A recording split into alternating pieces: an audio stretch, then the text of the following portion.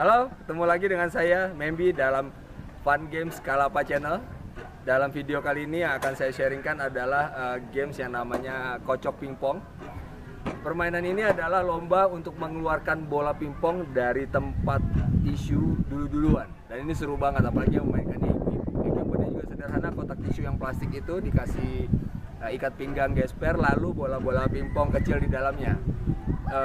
Bagaimana cara memainkannya? Mari kita saksikan video berikut ini.